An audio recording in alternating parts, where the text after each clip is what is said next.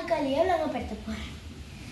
ABCD என்ற நால்வரில் Aயின் வயதின் 3 மடங்கு Bயின் வயது, Bயின் வயதின் 2 மடங்கு Cயின் வயது, Cயின் வயதிலிருந்து Aயின் வயதை கழித்தால் Dயின் வயது கிடைக்கும்.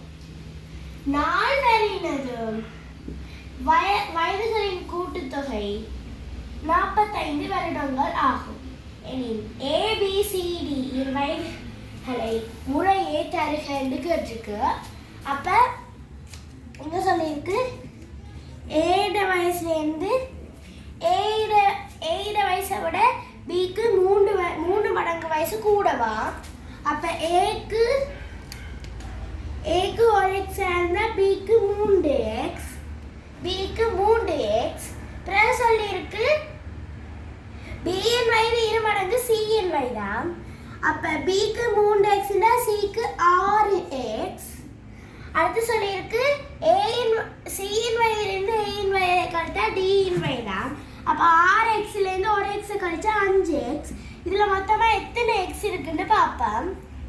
எத்தனை x இருக்குன்னு பார்த்தா 3 3 4 6 4 10 15. இங்க மொத்தமா 15x இருக்கு. 15x இருக்கு. இப்ப இங்க 4 வயசுகளின் கூட்டுத்தொகை 45 வருடங்கள் சொல்லியிருக்கு. அப்ப இங்க 15 சமன் 45. இப்ப நான் ஒரு x எவ்வளோன்னு பார்க்க 45 15 பிரிக்கணும். 3 இங்க ஏக்கு நாங்க ஒரு x போட்டிருக்கோம். அப்ப ஏட வயசு 3 மடங்குன்னா 3 9, 2 மடங்குன்னா 9 18. இப்ப டீட வயசு சிலேருந்து ஏ கழிச்சா டீட வயசாம். 18லேருந்து 3 கழிச்சா இவருக்கு 15 வயசு. இவ்வளவு சொல்லிக்கு ABCD இன் வயதுகளை முறையே தருகன்னு கேட்டிருக்கு. அப்ப ஏக்கு வயசு 3,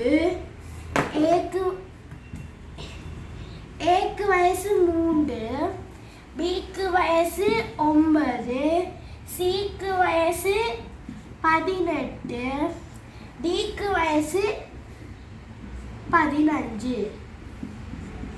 ஆகவே எங்களுக்கு விடை ஏக்கு 3, பிக்கு 9, சிக்கு 18, டிக்கு 15. Thank you viewers.